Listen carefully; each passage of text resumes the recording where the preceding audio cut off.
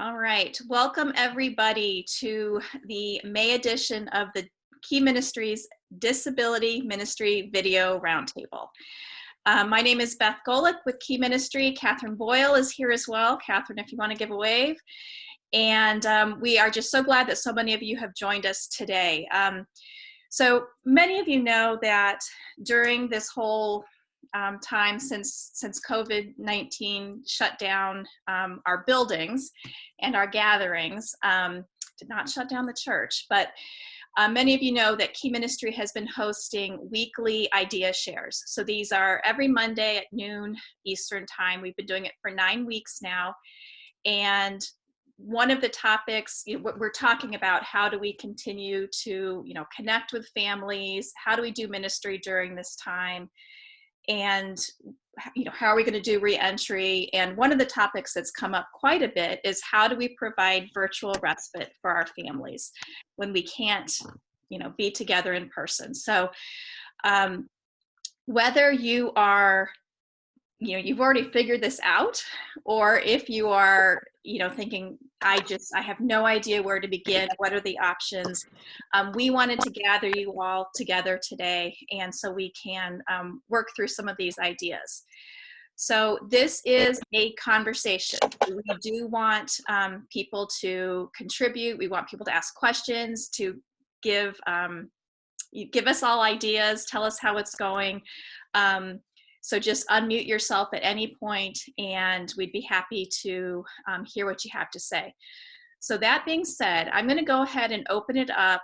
And if anybody would like to start us off with maybe some little success they've had or what they're planning to do, we'd love to hear that.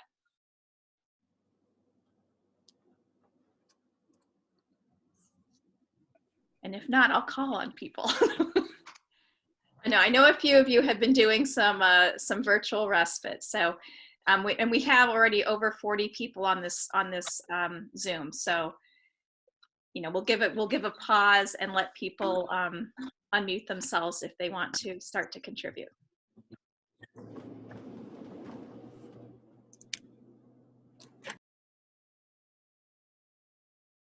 All right, I'm going to call on people then, because I know some of you are doing some stuff. So I'm going to start, if that's okay, with, I see Marie there from Nathaniel's Hope. Marie, can you tell us one thing that you're doing? Tell us what would have happened in June, and then tell us what you are going to be doing, just because I think this is a really cool idea. Okay, so hi everybody. It's so nice to see everybody's faces here, and thank you, Beth, for hosting this. So I'm sure every one of us here has had to reinvent ourselves during this season and have been doing ministry a different ways. So annually we do a big festival called Make Them Smile. We've done it for 17 years. It's a big party celebrating kids with special needs in downtown Orlando. And we had to come to the realization just a few weeks ago that we couldn't host it anymore. So we came up with an alternative called a Make 'em Smile Safari. So being in Orlando, Florida, we have an access to a safari place. And so we're going to be hosting about 1,800 cars. We're taking over the whole park for the day and going on a safari ride, and have been working really hard, really fast to make this event happen. And I know when we think about respite, the one thing that we all want to do, obviously, is give parents a break, and we want to take care of the kids or their loved ones to allow them to have that break. And during this whole COVID-19 thing, that hasn't been possible to do it in that way. And so, we've continued to ask ourselves, how do we give people a mental break, or how do we care for them? Really, it's turned from taking care of their kids to how do we care for them. And I know you just said one thing, but I was just going to interject one other thing. If it's okay, Beth. We did something, we host a monthly respite program called Buddy Break, and where we take care of kids for free to give caregivers a break with churches around the country. And we had to cancel all of our programs because of COVID.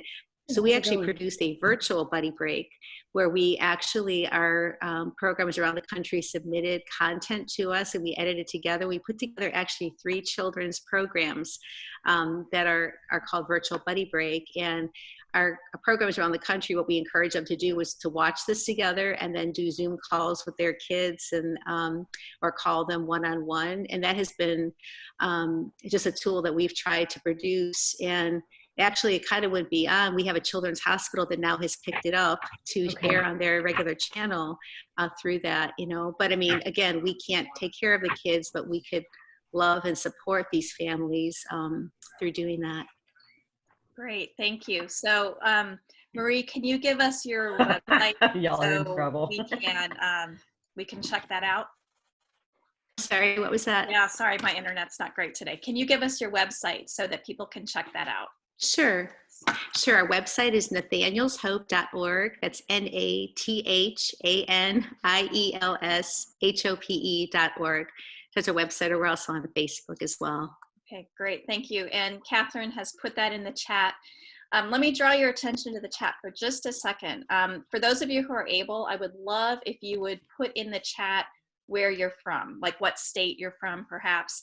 I know just by looking, I know we're representing a bunch of states around the country. So we'd love to hear from you. So it looks like we've got New Jersey, South Carolina, a couple from Texas, definitely Ohio's here, Georgia, Illinois, New York, wow, Florida, Michigan, Chicago, Maine, New Jersey, North Carolina, Illinois, Mississippi. This is so fun. Arkansas, New Jersey, Washington State. Wow. Okay. Good morning to Mona, because she probably just woke up.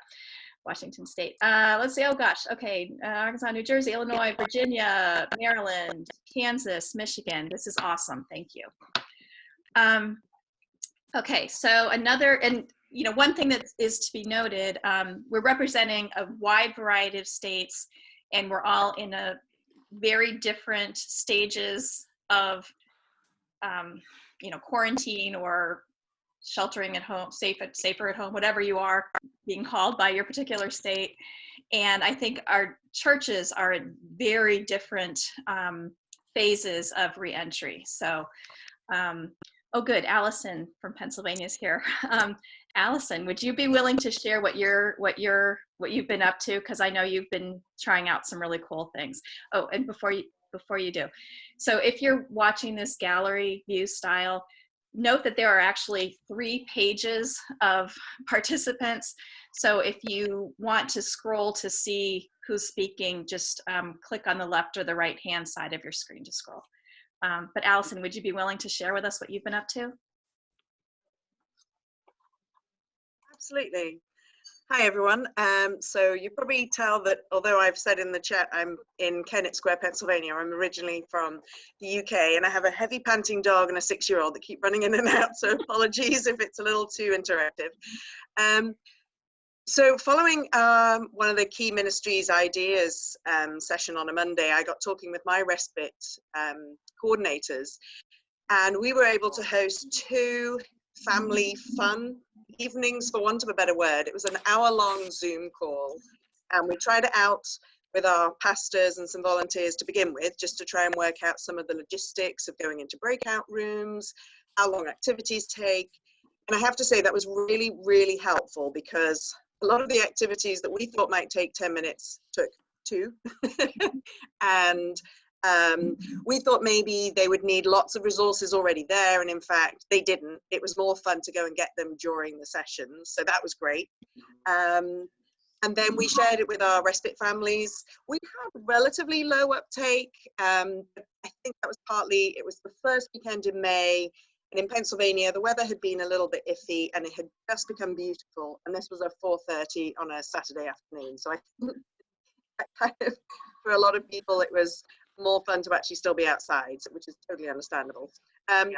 Just a quick structure of what we actually did, and I think I sent it to you, Beth, but if anybody wants the information, I can put my email address, and it's somewhere to start at least of an idea. But we had people join in. We then did an introduction for everybody, and that actually involved some people finding pets, finding things they wanted to share straight off. I shared the aims and said, look, we're just here for fun, fellowship, laughter. And then we did 8 different activities. We did scavenger hunts. We did some dress ups. They had to dress up in their favorite season, either summer or winter. So they all went off and got things. We built towers. They could use things like food items. They all had to start on the floor. That was something we found out from our trial run. If it's not a table, it becomes precarious quite quickly. But for a lot of our kids, that we had a lot of our non-verbal children joining in, and some of the parents were piling up like Chinese takeaway boxes. They were using all sorts. A lot of our kids just got a real kick out of watching everybody else on Zoom. They participated as much as they could, but it was sort of the respite for their carers and their family. For them was, their children were engaged a little bit more than they had been on previous Zoom calls, and they were also a lot quieter than they had been. I think a lot of my families are just saying how noisy their children are, and just to have an hour where they were engaged, they were watching others and seeing faces and seeing people that they've missed. So that was a real joy for them all. And I got lots of texts afterwards just saying that was just really fun. And I think our age range was somewhere between 3 and 22 of our special needs kids. So yeah, we're hoping to do another one, but it's just something light-hearted, and it's sort of kick-started our virtual respite conversation as much as anything else. Wonderful. Thank you so much for sharing. And yes, Allison did send me the document, and I guess I could probably make that available as a link to, sorry, my internet, as a link to this. When we put this recording on the Key Ministry website, I can include a link to Allison's document. Shannon, did you have a question? Yeah, I just put it in the chat. How many people did you have in each of your breakout rooms? Well, so when we did it, when we had 25 people doing it, we ended up with about 4 groups in each breakout room. We actually found that we could probably go up to 8 easily, and more if we needed to. It was one of those, actually the more people you had, it became more fun and interactive. From a logistical point of view, it was a little bit more tricky to try and make sure you've got every family engaged. But I think having about 8 people in the breakout rooms gave enough activity to watch and to see and to be involved in. It was just some of the children couldn't participate in all of the activities, so they were watching more. So I think less than 8 might have been a little bit more less interactive. Okay, great. Any other questions for Allison? This is such a great resource, and it's wonderful that you've done it. So you have the feedback and you can guide us. Because I know we talked before before you did it, and you tried it out on your volunteers first to kind of work out some of the kinks. So that was good. Yeah. So the volunteers and with the pastors, because I knew that they were forgiving and they had a range of ages of kids. That was the beauty of it. I think we normally group our kids' age groups for the actual respite night, but on the Zoom respite, there was something fun in watching the little toddlers doing it and watching the older kids and just having a real family atmosphere. That's great. So there's some questions in the chat. Yeah, so I'm going to read them out that one. since not everybody can see them and they won't be able to see them on the recording. So we did just answer. Shannon asked how many people did you have in each breakout room. Heather's asking, what were the 8 activities that you did?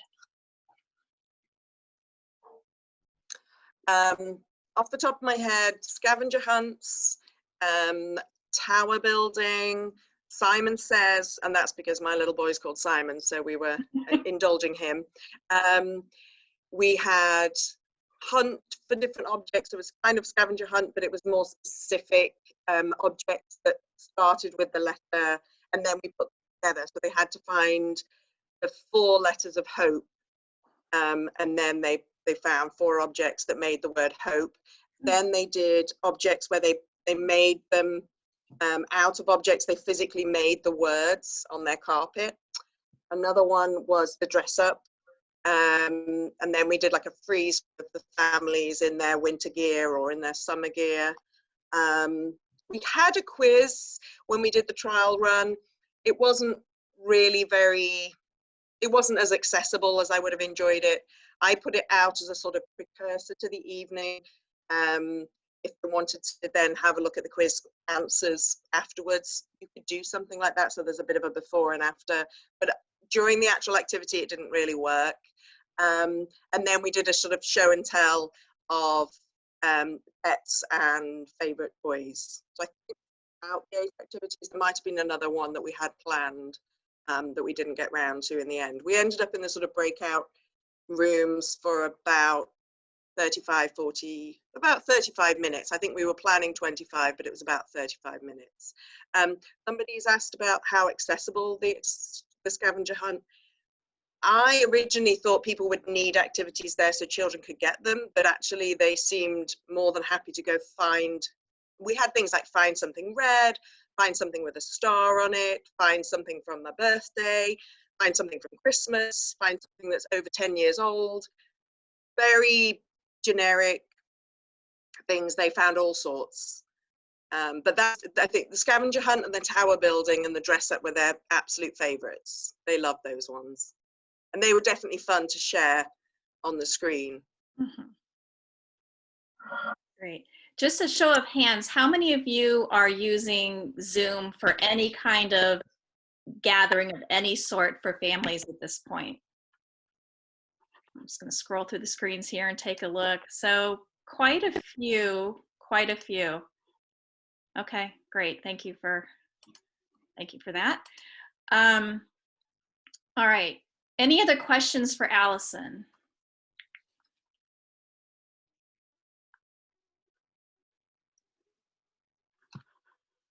All right. How about, has anybody used Kahoot?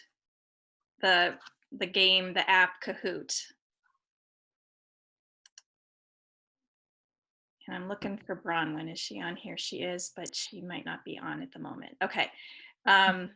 Oh, Shannon says not successfully. Okay. There's that, we can learn that too. So Bronwyn, I know you've been using Kahoot for Sunday mornings in general for the challenges.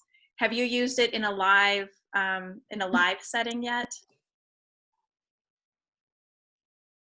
We have used Kahoot before in live setting, but now it's mostly, we put it online, obviously, but we have used limitations with that, mostly internet connectivity problems, which I think I'm kind of having right now, actually. Yeah. Or people, some of the kids, we found their frustration, like they can't answer it right away in a live setting. It's like they don't want to play as much, but if it's just on time, they're more apt to play. So. Yeah. Okay. All right. Thank you. And another thing to keep in mind. So Bronwyn's in California. All of us are, our schools are all on different schedules. And I know for families that are still having to do the virtual learning at home, many of them are not looking for one more quiz or anything like that at this point. So, so that might be something to revisit in a few weeks when families are looking for more activities. I want to turn, Doc Hunsley's here from Kansas, from SOAR Special Needs Ministry, and I want to ask, I saw the virtual hug that you are doing, I think it's this weekend, but tell us a little bit about some of the things that you're working on. Yeah, so we're doing several things. This weekend, we're going to do a virtual hug, which is we're just going to meet with our families, and I want to talk with our families and just see how best we can minister to them virtually, as we're looking to move everything to a virtual programming pretty much for probably the rest of 2020. I think we know what our families need, but I want to hear from them exactly what they need. So we're looking at launching through Zoom, start doing a social support group for our families, where we'll be able to start doing that as well. like we're talking about here, we're going to also be doing some virtual respite nights that we're starting to put together and get those prepared. But then we're also going to be creating some virtual events for different age groups. And so, probably going to be an hour, hour and a half, at most 2 hour long events, most likely an hour long event, where we would gear towards, let's say we'll do an evening that will be for the teens. And then it's going to be geared around Zoom, where it's going to be a night of karaoke. And so we're just going to be playing karaoke, and then we'll let all of our friends take turns at being the spotlight, and they're going to be singing, or we're going to be able to go and type in or do a dance party, and we'll take and pull up the dance and just let the dance music play and everything go, and let our friends dance, and everyone take turns being up on the screen and showing off their best dance move. Other ideas and some of the things we've gotten from some of our families, especially for some of our younger friends, they would love if we would just read books to them. So we're looking at getting some of our friends, some of our volunteers, and we'll just maybe take an hour event where through Zoom, we're going to be interactive, and we'll read a bunch of books and show them as we're reading the books there. And so what we really like with that is we want to find ways that we can interact our volunteers, because that's one of the things that we're really trying to figure out as well, because not having all of our in-person events, how do we keep our volunteers, involved and through everything? And then we also, our other big thing is in July, we've got our camp. We're not going to be able to do a in-person camp. We're officially going to be announcing it here in a couple of weeks. We're making it be a virtual camp. And so for about 3 hours every day for 5 days, we'll create that as a virtual camp. And that's actually going to be open to anyone throughout the country to be a part of that, and encourage churches, their families, to be able to take a part of that.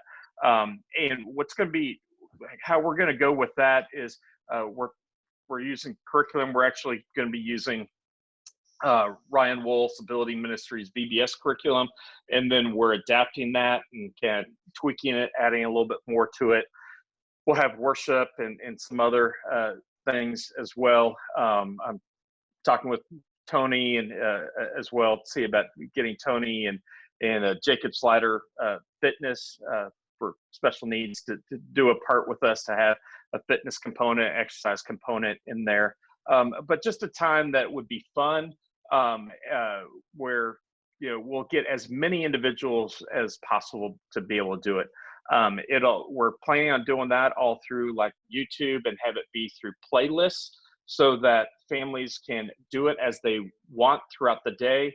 And we're looking to have it be interactive, like a Dora the Explorer type of interaction, instead of face-to-face through Zoom. It's just going to be too difficult to be doing some of these things in rooms. And the thing that we're really trying to be careful with is I've talked with some of our families, it's when we're trying to give respite and trying to help them and even do a mental respite, when we're trying to, Zoom is great. They've got the rooms you can send them into, but it usually frequently will require a parent to be there to help assist them or make sure they're working through everything. So we want to do things that is really going to make it as simple as possible and not have the parents have to do things. So if we're able to have it on playlists where it'll kind of go from one thing to another and just go through a playlist without the parent actually having to sit there on the computer and click or something else, that'll be great there for that. So that's what we're working on right now for that.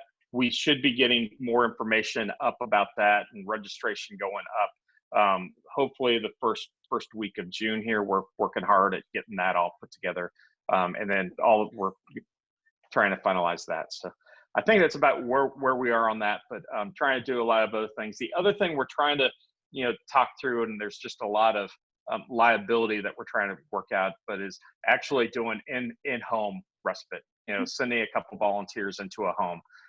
But it's bringing up a ton of liability issues that we're trying to talk through. Obviously, we need to send in at least 2 people because we don't want the one-on-one there. We want to make sure, but if anything goes wrong, we're not there to be able to make sure there's, able to someone handle behavior. So we need to make sure we have very competent volunteers who are very qualified, go through everything. And so it's just a journey we have to walk through. But at the same time, not everybody wants to have people into their home right now either. So we also have to be willing with that. But we're just trying to think through what we can do most. But like I said, most important thing is we're just trying to find ways that we can support our families in any way. So that's what the virtual hug is this week. Is just a time we're going to be meeting with our families, let them know we love them. Laura's on with us as well. She's been calling all of our families and has been loving on them and prays with them and talking with them. But we're letting them know we're here for them. We'll do whatever they need and find out, hey, what is it that you really need? Again, is another Zoom thing, something you'd even be interested in doing? And just instead of us trying to tell them what we think they want, we want to actually hear from them. So. We'll definitely be interested to hear how that goes and what kind of feedback you get. So that was a lot of information, and we have a lot going on in the chat, and I see there's a hand raised. I just want to point out one thing really quickly that Doc said that I really want to highlight, and that is he talked about engaging the volunteers. And so that's something I really want all of us to think about. Are we continuing to engage our volunteers in the ministry in some way, both to benefit them, but then also when our ministries are back in person, are we still going to have our people, involved and ready to get back to whatever normal is going to look like? There are a couple hands raised, and let's see how to do this. And there's a lot going on in the chat. So Catherine is going to walk us through the chat, if that's okay with you, Catherine. Yes. And should we do the chat first or the hand raise first? So we've got Rosalie, we've got Sarah from 99 Balloons has a hand raised, and let's see. Okay, did Rosalie's hand go down? Got a lot. Okay, so, and Kim has a hand raised, and Marie has a hand raised. Wow, okay. So let me go through this in order. Chat, or how do you want to tackle this? I'm not sure. Let's see. I'm going to look at my screen and do the hands that way, and then Catherine, can you do the chat? Yes. Is that okay? So, yep. Marie, can you have a hand raised? Is that correct? Yes. Okay. I'll be brief, so give others a chance to speak. But I resonate. I thought what the things Doc's doing is great, and resonate with wanting to pull people together and the concern for the volunteers. One of the things that we have gotten feedback from parents is like being sensitive about not giving them too much to do. They're so tired of virtual stuff and Zoom stuff, and asking them to do things to make with their kids, like they don't want to have to do one more thing for their kids. Because interesting, in our virtual buddy break, we'll have like craft sessions and like, here's the things you need and do it. Some parents are like, please don't ask me to do one thing with my kid, where other parents are like, oh, this is fun, you're giving us something to do. But we've tried to take our volunteers from our programs and say, okay, if there's a craft, why don't you put together the craft items and bring them over to buy them together and take them to the house and have them watch the virtual buddy break and provide the supplies for the families. And so you're giving the volunteers maybe an intentional connection together. You're giving them a reason to connect with the families, and then you're also you're providing something that's helpful to the families. But the families are really overwhelmed. But the volunteers, even sometimes, like we're thinking about, are you ministering to the child with a disability or the mom or dad? And I think sometimes even having your volunteers call and pray and just say, how can I pray for you today? I'm thinking about you. Or do you need something at the grocery store? Like giving your volunteers something very specific to do. So there's an action point that they feel like they can have a task they can accomplish and do it. So that's great. Thank you. Great points. Sarah. Okay. Sorry, I needed to unmute. I wanted to share a couple things we're doing, but also offer this caveat that for some of these things, we haven't really called them respite because, like so many of us have said, it can feel like another activity and not necessarily like a break. So we really haven't called them respite. But we've tried to create many ways for our volunteers and our friends and children to stay connected, because we think that's so huge right now for them, to stay connected and not feel isolated. So whether it's our recess, our monthly respite program, whether it's the stuff we're sending to them, or scavenger hunts, or virtual bingo, which is really fun. And I'll let Becca share how you can do that, because it's super, super easy, and our families love it. But anyway, we're just trying to be careful not to call it that, because we've just noticed, even in some of the online groups here, some people pushing back and saying this doesn't feel like respite to me. But one of the things that we've been able to do locally, and unfortunately we haven't been able to coordinate this through all our sites nationally and internationally, but a local restaurant called up and said, hey, how can we serve your families? And they took meals, and I got so many texts from parents saying that actually felt like a break, not having to think about food. So I thought I'd throw that out there and just say, I think the other activities we're doing are wonderful for staying connected, and just reaching out and saying we see you, and especially for those who have been paired up as buddies. I think it's so important to keep those relationships going. But as far as parents expressing to us, like, I feel like I really got a break, honestly, the dinner has been the thing that accomplished that the most, I feel like. And like Doc said, we're trying to figure out, as Becca was talking to one of our families recently, she was just like, we just need a break, whatever. We'll do whatever it takes at this point. So like Doc, we're trying to figure out what's a safe way to do small in-home respite, or as our states and our churches change their regulations, can we figure out a way to do very small group respite? So that's what we're working toward. But like Doc said, it's really, really tricky liability wise. So we're not there yet, but we'll be happy to share when we do get there. But feel free. We've done lots of really random things. So feel free to follow along, like inclusive dance classes and things like that. So we're just trying to throw a lot out there. So maybe we hit a lot of people and keep them connected. Great, thank you. So Sarah and Becca are from 99 Balloons. So it's 99balloons.org, I think. Becca's waving there. All right, I don't think there are any other hands raised. So if there are, please shout out. But Catherine, do you want to take the chat for a while and bring us up to date? Yes, definitely. So I want to go back to the last thing that we actually addressed in the thread, which is off topic from what we're just talking about, but I'm just trying to cap everything up and make sure we don't miss anything that has been shared.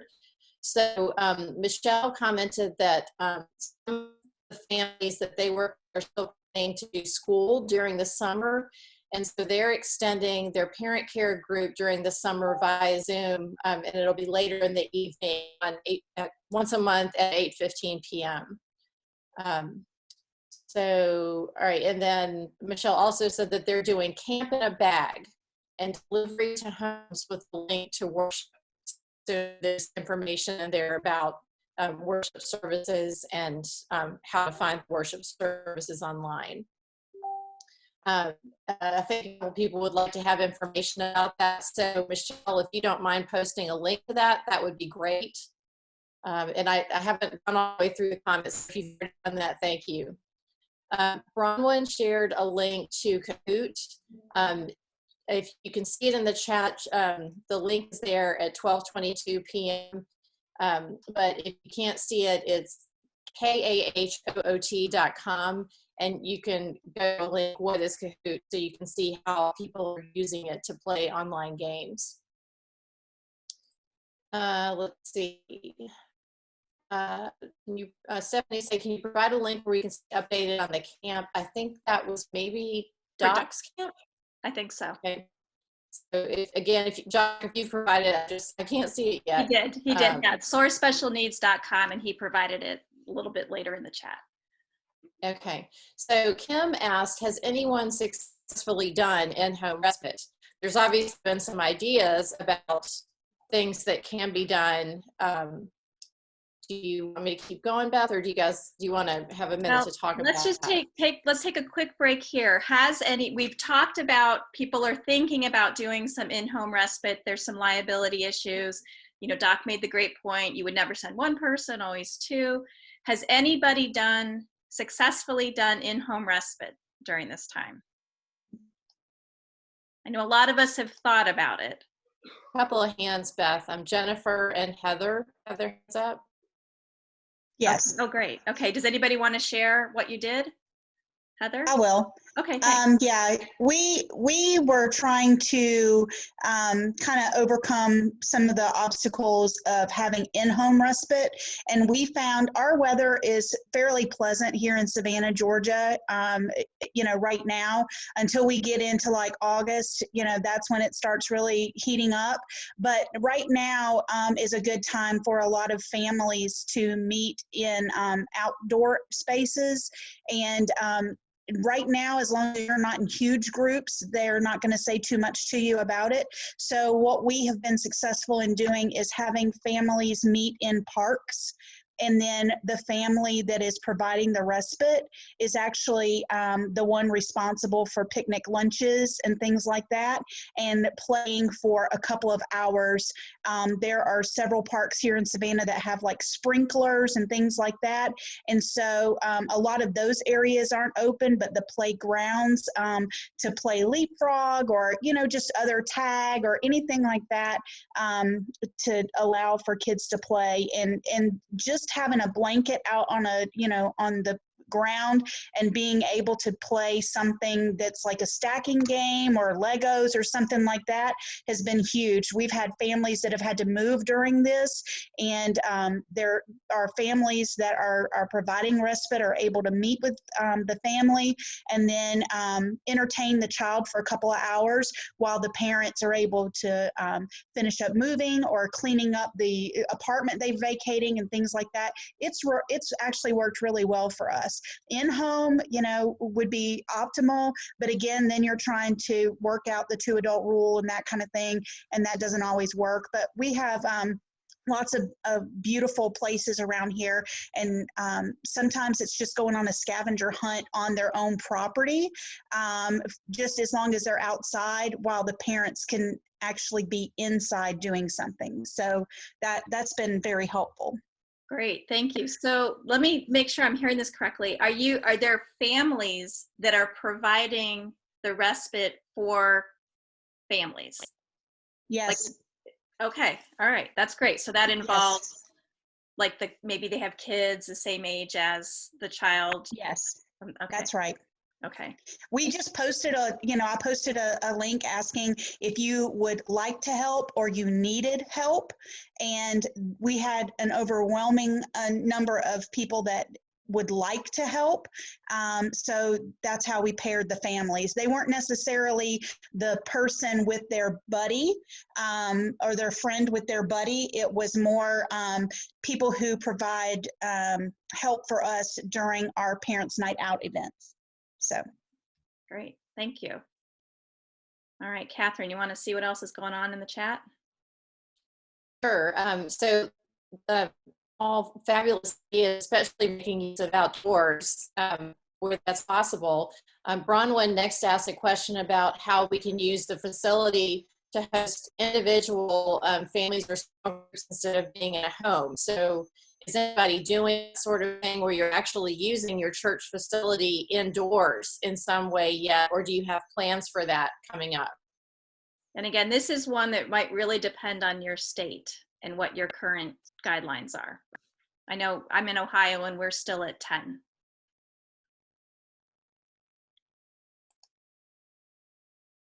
I'm looking to see. Jennifer raised her hand. Jennifer Ross. Okay, I don't. Oh, there she is. Jennifer, hi. Hi. Yeah, so we're doing a lot of respite in a number of ways. We are doing hourly walks with some of our folks. Everything's with parents where they want us to meet. And we are blessed to have a large staff. So we are only utilizing staff because we can we have a little more control over them following rules and knowing that they are trained to deal with whatever may arise. we are also going into the homes and providing respite for some of our kids that are a little more impacted by disability. But we will only do the child with special needs. It's not like babysitting for the whole family. So Jennifer, for that one child. tell us a little bit about where you're from. Like what? Okay. Well, I'm from Leawood, Kansas. Okay. Church of the Resurrection. It's a Methodist church, large church. So we actually have a whole wing for our folks with disabilities. We have been given permission to open that up and actually bring our children or adults into the facility with staff, you know, of course, following all the guidelines and rules and whatever. But because of our ability to sanitize, to, you know, disinfect, to do all of the things, the church has given us permission when no one else is allowed to be here and do some respite care for our kiddos. So we're taking no more than 5 at a time. And again, depending on the age and the needs of the child, sometimes it may be one person, but we're just trying to meet those who are having the most critical times in their lives and need help the most. Okay. All right. Thank you. Wow. Beth Castile has her hand raised. Are you able to unmute, Beth? Now a good time? There we go. Yes, sorry. I'm actually providing a respite as we speak. Oh, so, wow. Okay.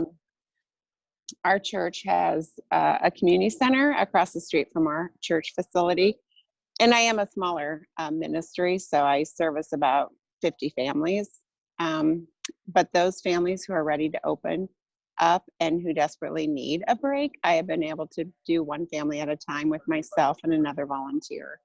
And so we're just in our main area of the community center, and we just do activities for 2 hours, sometimes 3, depending on the family and their needs. And I do take all the siblings so the parents get a true break. And so, yeah, it's just kind of a fun time. And we try to social distance as much as possible, but with some of the kids, that's not easy to do. So, but the parents are okay with that. Our volunteers are okay with that. And then our church leadership knows these families need it. So those are the ones we're serving most. I wish I could do more for those who are medically fragile, because they're the ones that really need a break and support. But just constantly reaching out to them through video chats, and I drop off care packages to all the families. I've done 3 so far, so just trying to stay in contact with them that way. As far as the virtual respite, I've been doing a weekly Zoom session for the kids and any of the siblings that want to participate. But I invite a special guest each week. And so some of them, I will give them a little thank you gift of $50, but they're like, we have a clown who loves to come and participate in some of our events, and he's very entertaining with the kids. So he came on and did some balloon creations virtually. We had Iowa League of Heroes. We had Batman come and visit and answer questions and spend time with them. This Thursday, tomorrow, we have our session, and I have Josh Denhart was my director for 7 years, and he does a ministry called The Amazing Chemistry Show.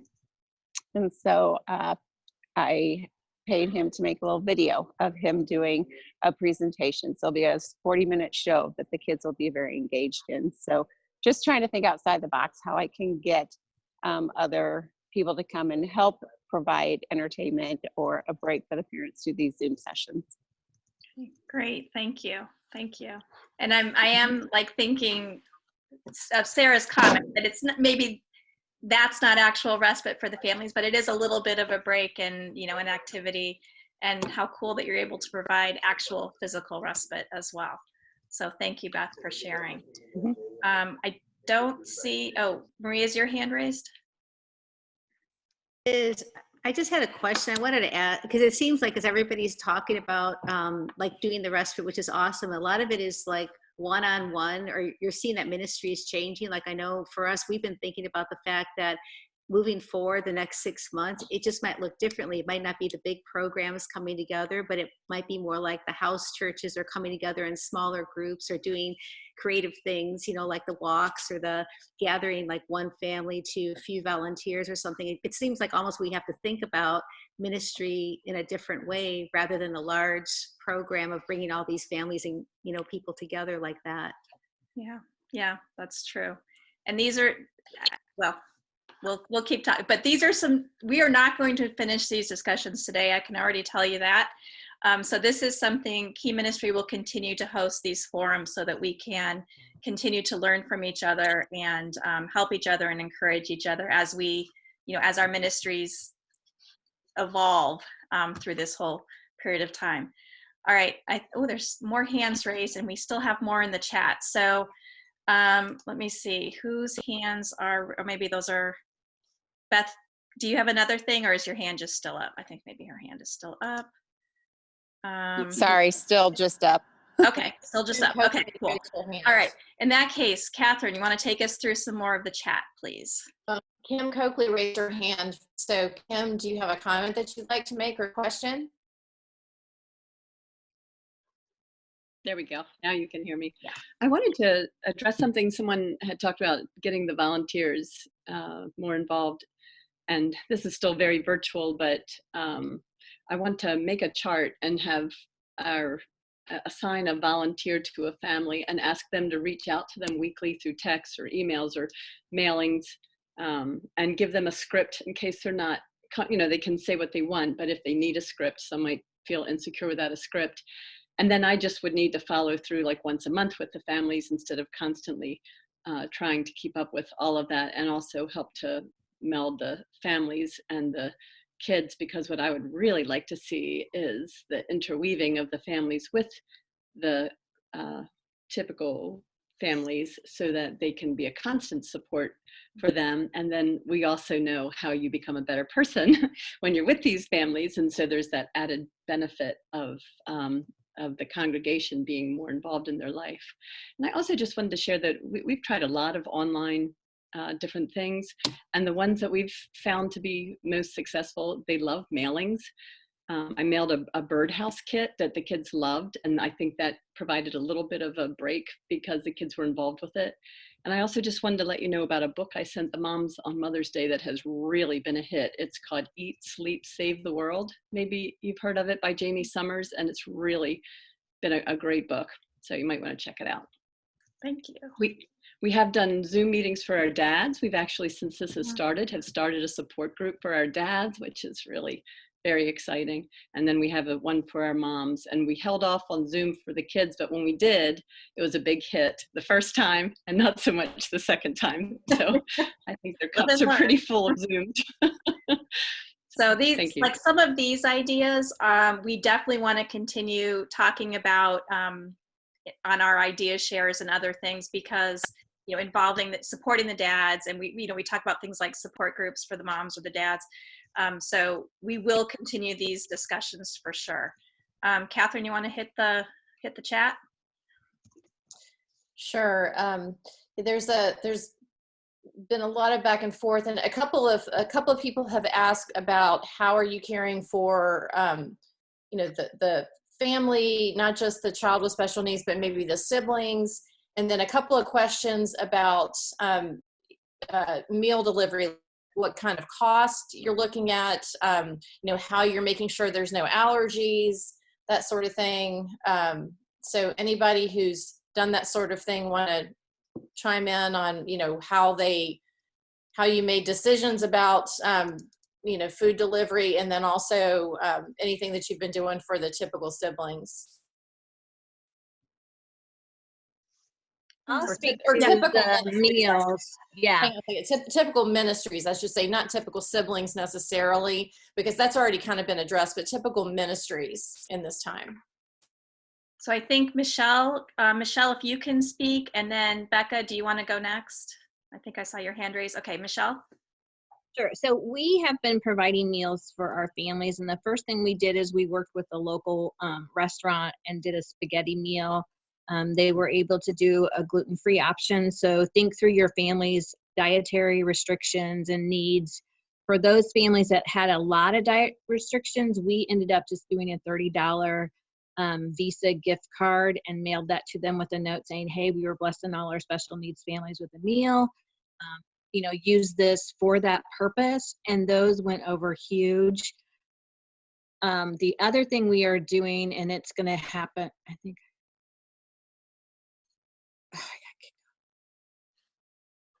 Nice. The other thing that we're doing, I think my connection kind of went in and out, sorry. This week we're doing what we're calling Operation Ice Cream Truck. And so around here in Illinois, school is finishing up. So we are actually working with one of our local Dairy Queens. And we had families kind of raise their hand if they were open to this. And then our leadership team and some of our volunteers are going to go around and deliver ice cream treats to the families, practicing physical distance and stuff. So it doesn't really fit that respite piece, but it does fit that piece of how respite needs to look like a break right now for some of these families. Something that kind of breaks up the monotony of how their day can be and just something different. The thing about the meals is they didn't have to think about it. They didn't have to pray about it. And I really feel like, the Spirit kind of moved through that situation, because we heard from so many families saying, I was having the worst day of our week, and then this meal showed up and it just truly blessed us families. And I think for those of you that are thinking along the lines long-term pastorally, it's really going to be one of those opportunities as we've been able to connect back to families and they feel known and valued and seen. I really think those families that weren't consistently attendees are really going to jump back in when they feel comfortable and connect back to our church family. We've just had this huge opportunity to be able to make that connection. I think it was Sarah earlier that was talking about how connection is so critical for our kids and our families right now. So any way that we can make that tangible is just going to mean a lot to our families. Yeah, that's a really good point. Thank you, Michelle, for sharing that. We're getting super close to the top of the hour. So we're gonna hear from Becca, and I see Bronwyn's hand was raised, although then it came down. It's back up again. Okay, so Becca and Bronwyn, and I promise you that even if we don't get through everything, we will continue to have these conversations in other forums. So Becca, go ahead. I will try to be really quick. I'd say with allergies, that's something we have on file from all of our parents and families, but also something that's an easy, quick question to ask. I know pizza's been really easy and successful for our recess sites across the country. I mean, there's $5 hot and ready pizzas, and a gluten-free one's not too hard to find. So I would say pizza's easy. And like Sarah said, we did barbecue, which was, I believe, gluten-free for everyone. So that is something I'd say decision fatigue is something moms talk about a lot, and just having to make any form of a decision and anything you can do to relieve that is really helpful. And we had talked about siblings. So with recess, we provide, curriculum for that night and then curriculum for siblings as well. And so some of our sites have been Zooming with the siblings groups and still doing all the activities we would do in person. And that is less of a requirement for parents to be present. And honestly, just want to remind you guys that these siblings, a lot of them, to be able to shut a door for an hour and talk to people that are in their same situation and do something fun just for them, that has been really, really life-giving for those siblings to get a break as well. So when we think about respite for families and parents, think about those siblings and how you can entertain them or just give them room and space to talk.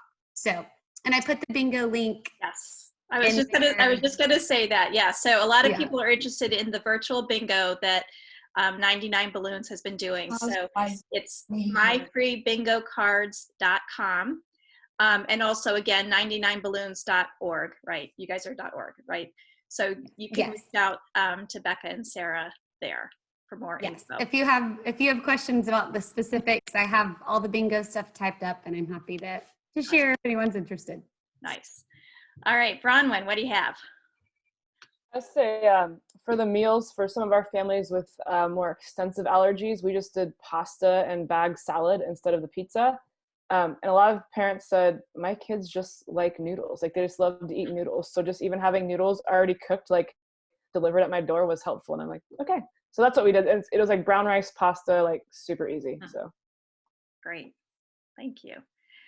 One thing that we've talked about in our idea share meetings, some churches, like Michelle's is a good example. So some churches have really have put money towards the special needs ministry during this time. Other churches' budgets have just been completely frozen. So, keep that in mind, that you're hearing from a kind of a wide variety of churches, and, financially what churches are able to do.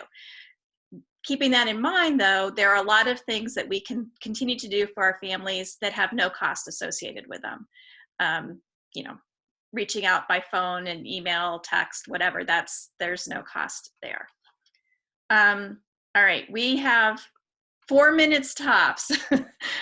Catherine, do you want to pick anything from the chat, and then we'll close it up? Well, I was thinking about, maybe what would be best is to send the comments and the resource links in an email to everybody who participated today. Okay, so great. I think that's what we'll do. I've been saving the chat furiously as we've been going through to make sure I don't miss anything. So we'll get that out to everybody within the next day or two, so that you have all of that information. That's a great idea. Okay, so that's probably a good place to end then. So thank you so much for sharing. Again, I learn from having these gatherings all the time, and I'm so grateful that you all took the time out today to contribute, to listen, and just to continue to love on our families. So we will post this on keyministry.org. If you go to our website, there's a coronavirus page where we post anything we've done related to this season. And we will be sending you an email about future roundtables and future idea shares, because based on the feedback, we will continue to have idea shares on a somewhat regular basis. So I think, let me just look and see if there's any more hands raised. I don't see any. So, all right, Catherine, really quickly, can we tell people what's coming up from Key Ministry? Yes, so next Wednesday we'll have our mental health focused webinar again. We're doing those twice a month going forward, and we're going to be talking with Skip McDonald, who is a staffer with InterVarsity. She oversees InterVarsity groups at a couple of different universities in the Southeast, and we're going to be talking about graduation and the dynamic of grieving and celebrating that we have right now in COVID-19. So be sure to go to our events page to register for that.